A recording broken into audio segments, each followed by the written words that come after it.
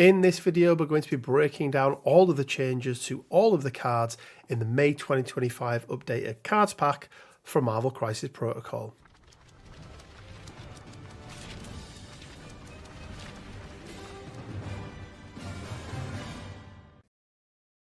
Hey guys, Rich from Richmond Gaming. Hope everyone is doing fantastically well. Welcome to this, another MCP video.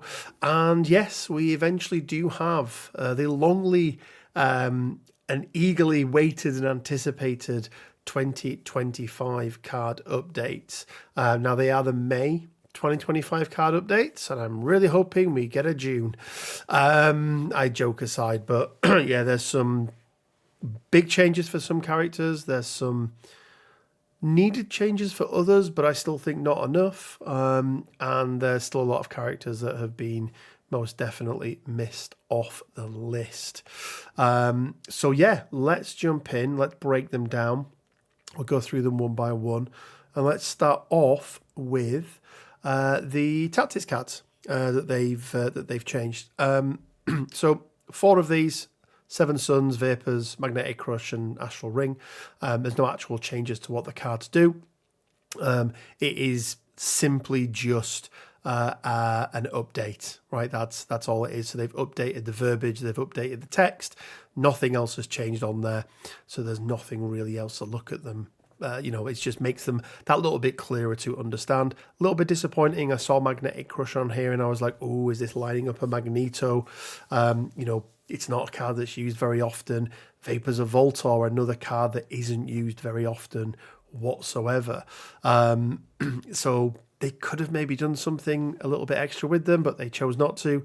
Mutant Traitor got a slight buff.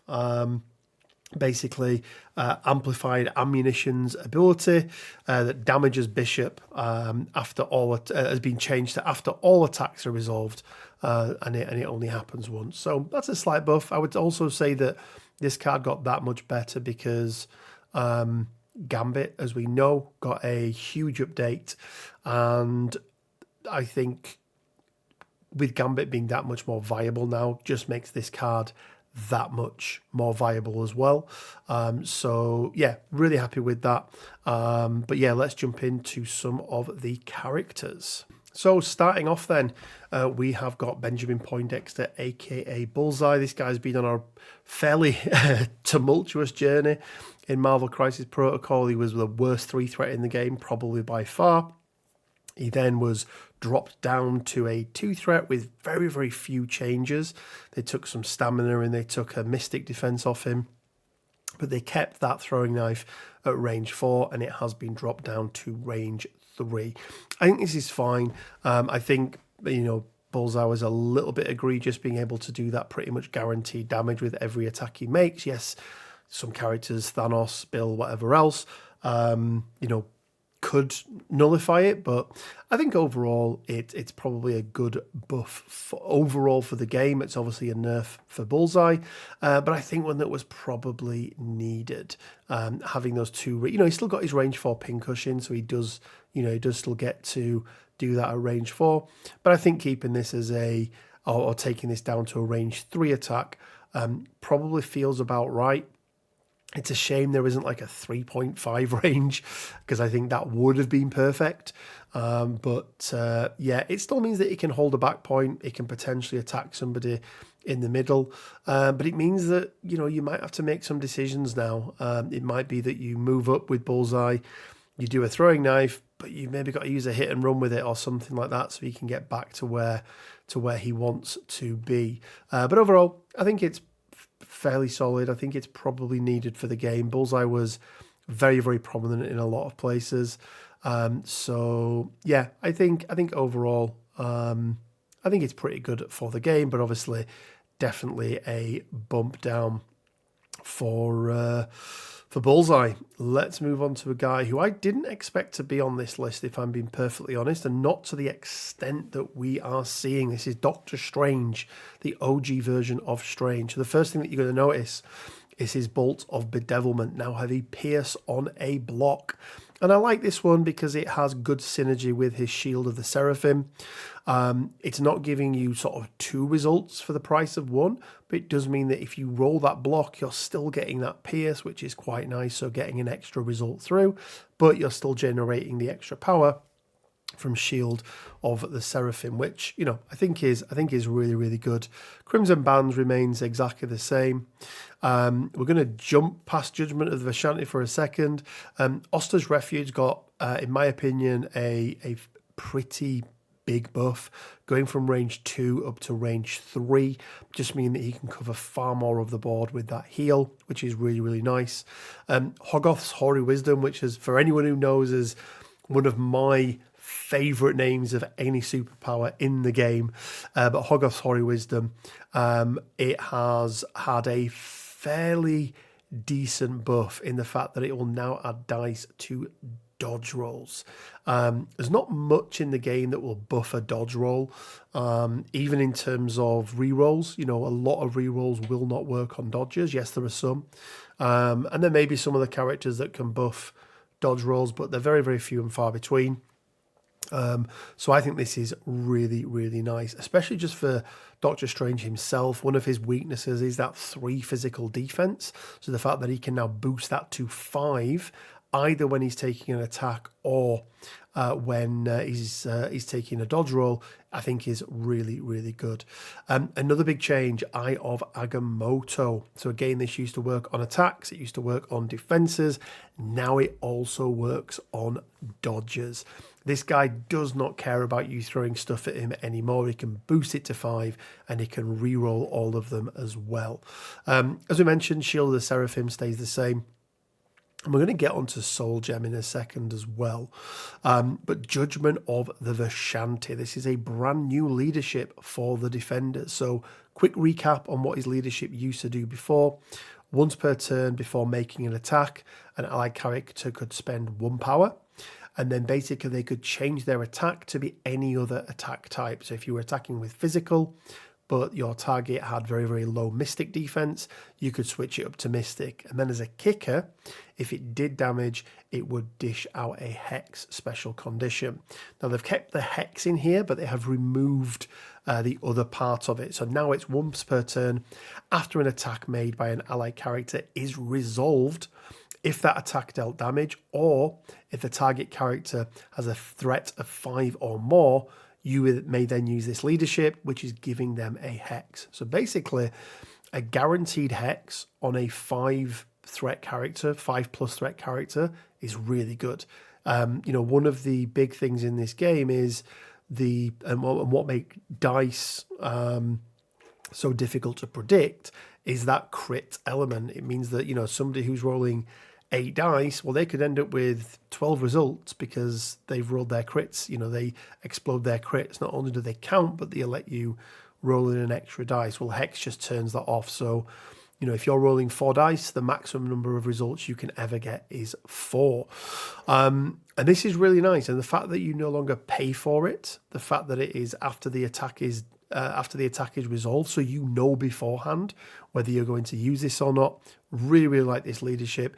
Yes, they've lost one thing, but I think what they've gained really puts Defenders in a unique position now to really, really be able to deal with some of these taller lists where they've got some big, big bruisers in there. I also want to talk about Soul Gem. Now, I have been an advocate for a long, long time that you do not need gems on most characters in this game. They do not add anything. But Soul Gem on Strange now is an interesting proposition. Why? Well, Oster's Refuge has now increased in range, and Hoggoth's Hoary Wisdom now works on dodges, meaning that you're going to be wanting to use those superpowers, reactive and active superpowers, far more frequently. And all of a sudden, Doctor Strange, you know, he generates an extra 1 power per turn, right? So he's going to be guaranteed at least 2 power at the start of every round, meaning that he goes from a 3-4-4 to a 5-6-6 with Hoggoth's Hoary Wisdom, And whilst he could always do that, the fact it works on dodges as well, it increases his stat line. It could be a thing where you could take a look at Soul Strange. Now, I don't want to say that it's the best way to play him. I haven't play tested, but I don't want to just dismiss the fact that the Soul Gem is not good on him. I think there's part of me that wants to try this out and see what 6 threat Strange feels like and whether that Soul Gem is worth it or not. If we go to the injured side of his card, everything else is going to remain the same, okay, but 2 things change on his card. First of all, he gets an extra stamina, which isn't much, but it's really nice. And again, feeds into that thing of like, ooh, could I play him as a 6 threat now? Potentially. But the other thing he gets is by far the greatest piece of artwork that's ever been done for Marvel Crisis Protocol, in my opinion. Hats off to Patrick Brown. Most of this new artwork has been exceptionally good. And this, for me, is up there with the best of the best. Really, really like this artwork. I really wish there was a way in the game that we got 2 versions of each character and you could swap them out from their, standard or their healthy side to their injured side when they become dazed, because that would be quite cool. But, it would double the cost of everything, so they would never do that. But yeah, really, really like these changes to Strange, really like his new leadership and the fact that he has got that much more difficult to take down with those boosts to his dodge in particular. I think he's going to see Strange get a lot of play. So yeah, really, really do like these changes. Big thumbs up. Probably one of the biggest winners of this whole thing is Strange. So we'll get onto some of the other ones in a moment. So next up is going to be Clea. And the first things to note for Clea is her name has actually changed. She used to just be Clea with an alias of Clea. She is now Clea Strange. Again, new artwork, which is really nice. She's going to get an extra stamina on her front side. In terms of attacks, Demon Claw stays exactly the same. Icy Tendrils got that much easier to trigger because you now no longer need a block on the stagger part of it. So it used to be crit, hit, wild, block. They've removed the block away, which isn't a huge thing, but it just, one less thing that you need to achieve means that you're going to be getting it off far more often. Descendant of the Faultine has had quite a big shake-up. It ultimately does the same thing, so it's an action, it costs nothing, and you gain 3 power. But now, when you roll the 5 dice, rather than taking 1 damage for every fail that you roll, if it contains any fails, you suffer 2 damage. So at the top end, it's much, much better, right? Old Clea could have rolled 5 dice, taken 5 damage and dazed herself. New Clea can't do that, but also she is going to take 2 and will never take 1 damage from this. Now, she also has an extra stamina, so that is quite nice. But yeah, I think this is a good change to her. I don't think it fixes her as a character, but she does have a couple of other things on here as well. Vapors of Dormammu has been increased from a range 3 up to a range 4, which again just increases the range that she can affect the board, which is quite nice. Talons of Faralar is a brand new reactive superpower. It costs 3. When this character or another allied character within 4 of this character makes an attack, during the create attack dice pool step, this character may use this superpower. The attacker adds 2 dice to its attack roll. So it's 3 power for 2 dice, right? That's what it is. Very, very similar to what Thanos does, but the kicker here is that rather than adding more dice when they're injured, if it deals damage and the defender has a threat of 5 or more, after the attack is resolved, the defender gains the Judgment special condition. This is fine, but again, my problem with Clea is she just struggles with power generation. Realistically, the most power that you can generate in a single turn is 5. That's the one. Sorry, a single round is 5, unless she's by herself, right, with no outside help. But it's 1 from the power phase, it's 1 from doing a Demon's Claw, and then it's 3 from doing a Descendant of the Fall Team, which could do damage to you. Which, by the way, you don't gain power from the damage for that. But so, for most of the game, you can only pick one of these things to do, right? Great. Vapors of Dormammu, where a character can be placed multiple times. You can place multiple characters with this, right? It's great. You can move everybody at the board, but you can't because you never have the power generation to be able to do it.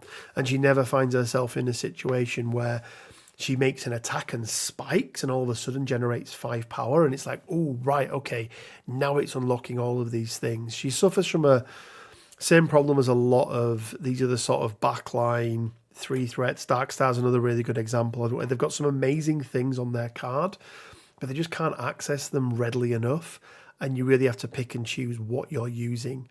So if you do an Oshta's Mighty Hand, chances are you're not going to have enough power during the rest of the round to be able to do a Talons of Faralar or a Vapors of Dormammu. So, yeah, she does drop back down to 5 stamina on her injured side. Everything else remains the same.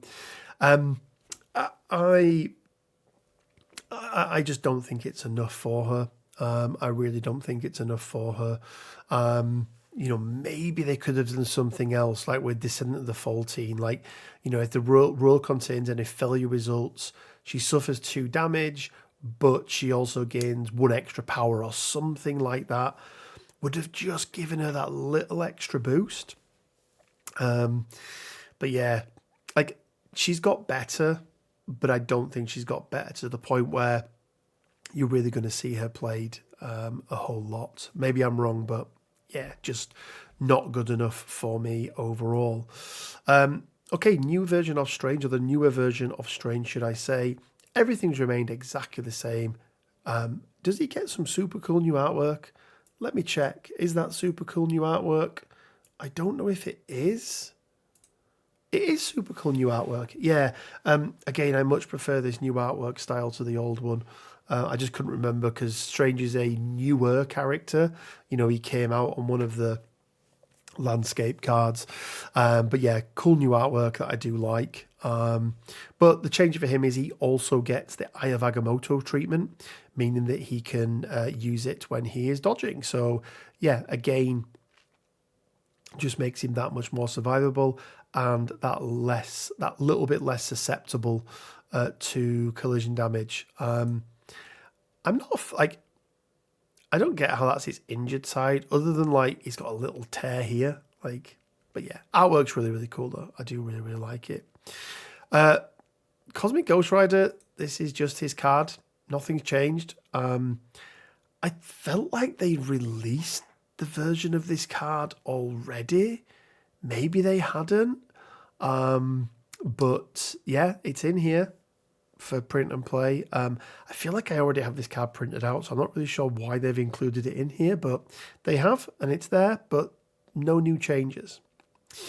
X-23, really, really interesting changes from her. Could be seen as or one of them could be seen as a buff or a nerf, depending on which side of the fence you sit on.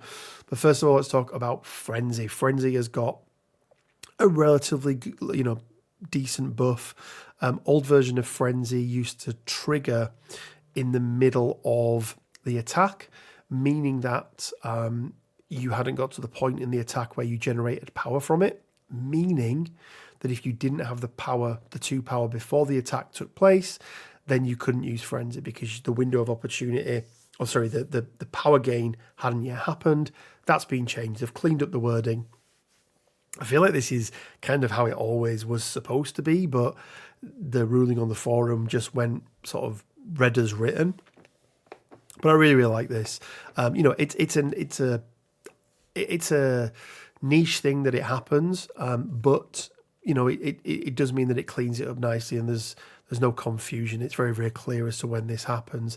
The other thing is she also lost Adamantium Skeleton. This is the one that I mean that could be a buff, could be a nerf, depending on how you look at it. basically meant that for the purpose of throws, she counted as size 3. Now, the benefit of that was fewer people could throw her. It didn't work on push or anything else. It was just throws, but fewer people could throw her. But she did more damage, right? Because there was 4 incoming damage rather than the normal 3 from a size 2 character. So, yeah, I don't know. Like, I don't know if X-23 has an adamantium skeleton. Obviously, she's got the claws in her hands and the feet claws or the foot claws, but I don't know if she has a full adamantium skeleton. Let me know in the comment section below. But yeah, look, I mean, X-23 is still very, very good, even without adamantium skeleton. That wasn't what made her good. So, yeah, no problems there whatsoever. Moving on next, we have got Angela. Again, I was quite excited when I saw Angela. I was like, ooh, we'll be up for some, have we got some big updates coming for her? But no, Angelic Assassin basically has had the frenzy treatment, and it's just the timing of when it happens, meaning that any power generated as part of the attack, you're going to have access to then be able to spend and use the Angelic Assassin. Again, it tidies things up, it cleans it up, and it just makes it less confusing for people, especially newer players coming into the game where they get caught out by it. And I think that's the big thing, is people getting caught out by it. It was a feel-bad thing. So, yeah, fairly happy with the changes there. Another Asgardian that I thought, was going to get some really nice changes. And All-Seeing Eyes went from range 3 to range 4. And that's it. Not a fan of... Well, I mean, is it a buff? Yes. Was All-Seeing Eyes only being range 3 the problem that Heimdall had? Absolutely not. No, absolutely not. I'd have liked to have seen... the X rule on All-Seeing Eyes, and it was like 1 to 3, something like that. That would have just mixed it up a little bit, and it would have meant in those situations where you only wanted to spend 1 power, you could. Because again, he's another character that suffers a little bit from power generation. He's got so many things that he wants to do. And yes, he's Asgardian, so he generates 2 power per turn. But his strike is just a strike. Like, I'd like to have seen something else on his strike as well. Maybe even just a bleed or a pierce, just to give him something else.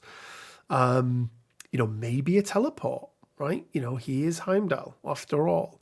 But yeah, Heimdall is not particularly good as a character, in my opinion. He's one of the lesser Asgardians, I would say. I think probably the worst 3 threat. Is he the worst Guardian? Worst Asgardian, potentially. And All-Seeing Eyes going from 3 to 4 doesn't really change my opinion on that. Whatsoever, really. So yes, it's a buff, but falls into that category of nowhere near enough to make him viable and useful, I think. Bishop, a character that I already thought was really good, has had a little bit of a buff. Obviously, we already spoke about the Gambit thing, right? Gambit getting the buff that we went through in a previous video when they were leaked at Adepticon. Gambit getting a buff, being able to use the Mutant Traitor card now is really nice for them. But Overload has had a big timing change. It used to be during the beginning of the power phase, meaning that if he started the round with 8 power and he only had 1 health left, he would take a damage and you would lose an activation for the entire round. It's moved to the cleanup phase now, so it gets rid of all of that. See this very much as like the Cosmic Cubes change that happened a little while back, where the timing of that changed. Again, it's just a feel bad, right? Leaving him alive on 1 health and 8 power, you know that you can just leave him and your opponent is going to be an activation down, and that's not a really good position to be in. So yeah, really like that change. And, it's just enough for him. Like, even though it's such a small thing, I think it's just enough for what he needed. Okay, next up is going to be Colossus, a character who's had multiple changes in the past. And I'm fairly positive about these ones. He's lost some things, but he's gained some other things. as well.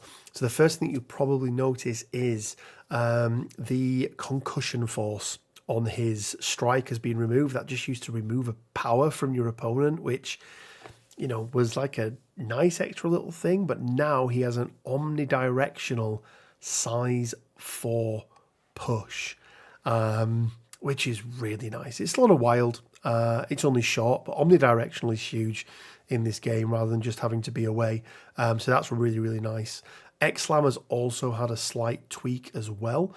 Still baseline stats, 373. It's still got the stun on there, but it has a throw, and that throw is replacing the stagger. Now, this is a really good throw. Why is it a good throw? Well, a couple of different things. First of all, it's before damage is dealt, meaning that if you spike and you're going to kill them anyway, you still get to throw them. It's size 4 or less, which is, 99% of characters in the game. It's a short throw, but again, it is omnidirectional, which is really, really good. Really, really good. Most of the things on his card are remaining the same, but Big Brother has had a really, really interesting change. So Big Brother used to just be when an enemy character within 2 of this character targets another allied character with an attack, he spends 2 power, he becomes the target character, right? A pseudo bodyguard that was measured from the attacker rather than from the defender. So the reverse to Steve. Now he's got something extra in there. Okay, so it still costs 2. When an enemy character within 4 of this character targets another allied character with an attack, this character may use his superpower. So now it's range 4 all of a sudden. Okay, then if the attacker is within 2 of the attacking character, this character can become the target of the attack. That's a normal part. However, if they're not within 2, after the attack is resolved, this character may advance short toward the attacking character. We haven't really seen this before, this sort of reactive movement built into a bodyguard. So what it basically means is that if you've got a character who you've got 4 power on Colossus and you really do not want XYZ character to take 2 hits, you can pay for it once, and then after the attack is resolved, you get to advance short, and the likelihood is that you will then be within 2 of the attacking character. That's the idea of it, meaning that you can then block or bodyguard the second attack that's coming in there. So really like this. Again, it's using a lot of power, but it's nice. But I think the big things for me are now the displacement that Colossus has. That push and that throw are huge, especially when he can't be pushed himself. So yeah, really, really like this. And yeah, I think this is a really, really nice update for Colossus. And I think it probably means he's going to see quite a bit more play in X-Men and potentially in other places, right? Because of those displacements. Let's then have a look at Magic, Ileana Rasputin. So her actually Colossus' sister. So that both of this pack got an upgrade. First thing you're going to notice, her healthy side is going up from 5 up to 6 stamina, which I think now she has a leadership. I think that makes sense. Like I do think that's quite nice. Bolt of Oshtua has got a hex trigger on there as well. So this is it's a crit and a wild, and it's on 4 dice. So it's one of those things that's like you're never doing it to try and get it, but it's like, oh, there's an extra little bonus that I got. She also has a brand new superpower, and that superpower is Immunity Incinerate, which is quite nice. They've changed the name of Sorcerer Supreme of Limbo to Scrying Mirrors of Limbo. It does exactly the same thing. So yeah, like they've changed the name of it. Like, I'm not sure why. Maybe they didn't want the Sorcerer Supreme name in there. But yeah, gained immunity Incinerate. It's nice. Like, she can never have her defenses lowered. It's obviously less impactful now Demons Downtown has gone, but it's still nice, right? It's still a buff. I already thought magic was pretty good. So, these slight little tweaks to her just make it that much better.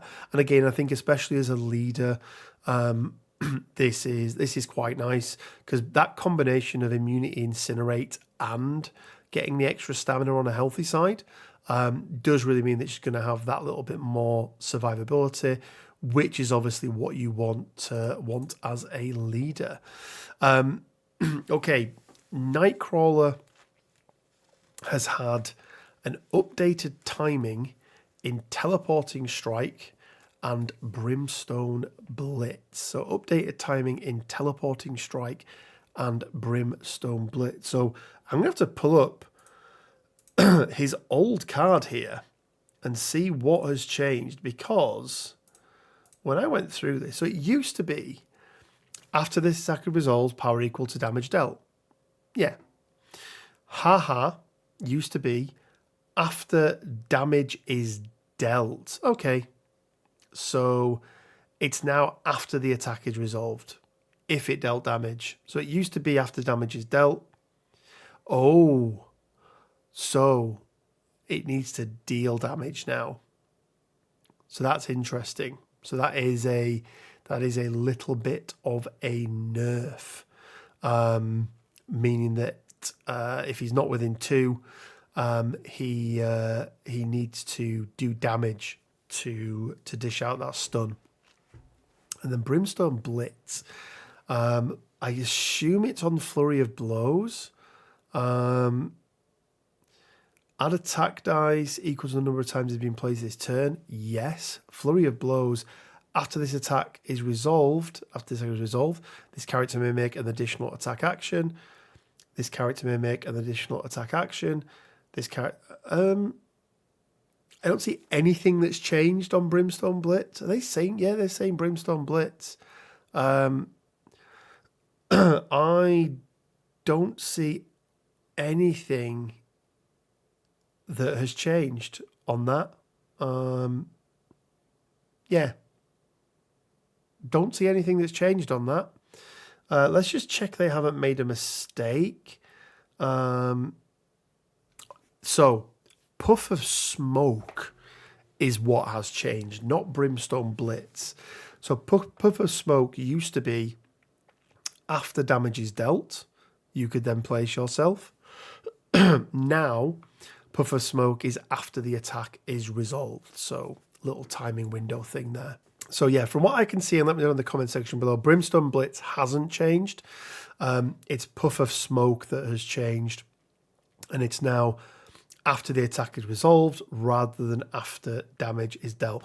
I think after, I mean, it doesn't really change anything, right? But I think after damage is dealt, I think it was misleading, because it made some people think they had to deal damage. Whereas that's not the case. It's just after the timing window. So that makes sense, right? That does make sense. But yeah, slight nerf to Nightcrawler, if I'm being honest, because that Teleporting Strike now needs to do damage. So yeah, but again, I don't think it's changing up too much for him. I think he's still perfectly fine, perfectly serviceable, and yeah, I think it's fine. Agent Venom. Let's have a quick look. Okay, yeah. So Project Rebirth 2.0. This character immediately makes a shake action.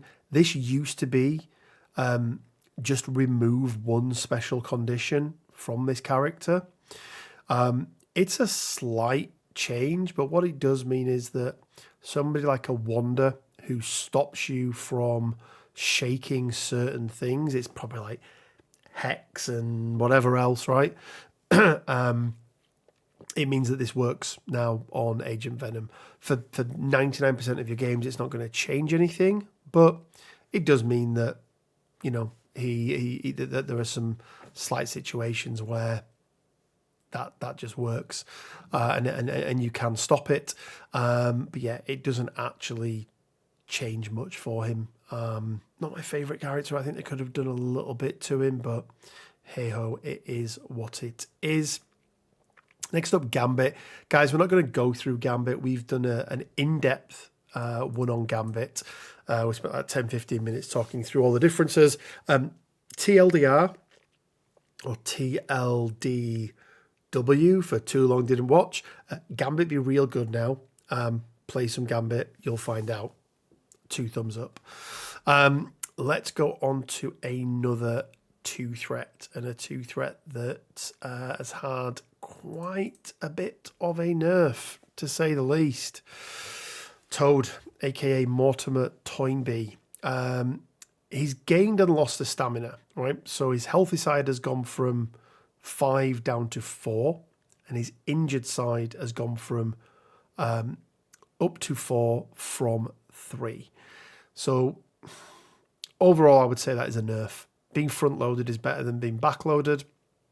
But it's overall fine. But yeah, losing that 1 extra stamina is a little rough.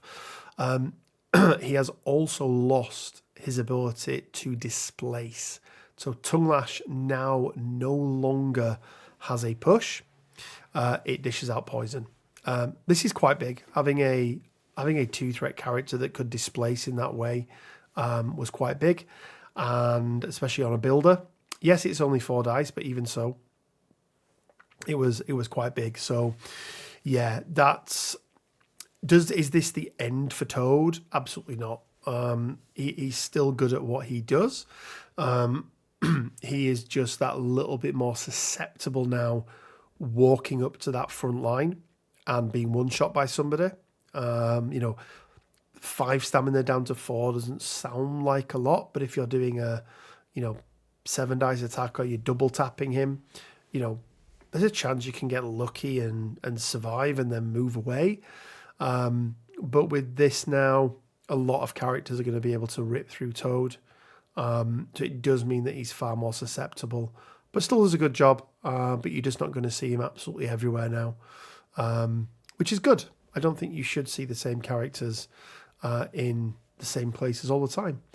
And again, yeah, just to show you that, his stamina has gone up. Not a fan of the artwork on this one. I don't know what it is. It looks a little derpy, but hey ho. And then Carnage. Carnage's healthy side has gone up from 7 to 8 stamina. And Paint the Town Red has had an update. If this character dazes or kills an enemy character with an attack during its activation, after that attack is resolved, this character may use this superpower. So you spend 3 power, you're going to remove all damage from yourself, advance short, and then make a symbiote tendrils attack. Now, that is where, other than the use once per turn, that is where it ended before, but that symbiote tendrils now gets an extra 2 dice, which is quite nice. However, these 2 things alone are not enough for me. I still think I'd even take losing 1 physical defense to just bump him up to like a 4-2-2. I don't think any character in this game should have 1 defense as standard unless they have a way of being able to boost it. Carnage doesn't, and he still, even with 8 stamina, he still drops to so many characters in the game. It's just not good enough. Really isn't good enough for Carnage to boost him up a lot. Will he see some more play? Yes, absolutely. Is new Carnage better than the old version of Carnage? 100%, absolutely. Do I think it's enough? No. They could have got rid of the whole arch nemesis thing. Like, get rid of it. Yes, it's thematic, but it doesn't help help the game, and it doesn't help Carnage. You could have replaced that with something else, or even just got rid of it altogether, because sometimes it's a hindrance more than a help. So yeah, overall, not a massive fan of Carnage. Still, I just don't think he has enough in him to be able to make a big enough impact, because he just goes down so quickly. Okay, guys, and that is it. That is it. There are no other changes to any cards. And I think overall, guys, that's one of the most disappointing things for me. I think some of the changes they've made, Doctor Strange, really good. It feels like a new character. Big thumbs up. Most of the other ones, I don't think they're enough. I don't think Clea is still good enough. I don't think Carnage is still good enough. A lot of the other changes, like, Project Rebirth, like, what is that with an update? Like, you wasted a whole slot to do that. Like, really? When we've got characters like Dormammu, Magneto, Shadow King, many others. Maybe to a lesser extent Sin, but still Crossbones. So many characters in the game who underperform and have consistently underperformed, either from the day they were released or they've been left behind and need a refresh. Yeah, not a big fan. Not a big fan with this whatsoever, really. I'm overall, I think unless you're a Doctor Strange player, these updates are probably a bit meh, because Strange is now great. Strange 2 has got, better. Clea's better, but not good enough to play, I don't think. Carnage is better, but not good enough to play. Angela and X-23, like, yeah, they got a little buff, but it feels like it should have always been that. Colossus is probably the other biggest winner of this. And by the way, sorry, I'm taking Gambit out of the equation here, because, we went through Gambit's card in a lot of detail, but overall, yeah, Gambit and Strange are the big two winners. Magic, they're nice, but it doesn't mean all of a sudden that she's just going to get loads of play style. Loads of play type. The Bishop one is nice, but it's not going to make people play him a lot more. Heimdall, I don't think he's going to do anything to his play.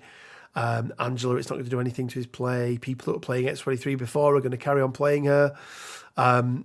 Ghost Riders wasn't even an update.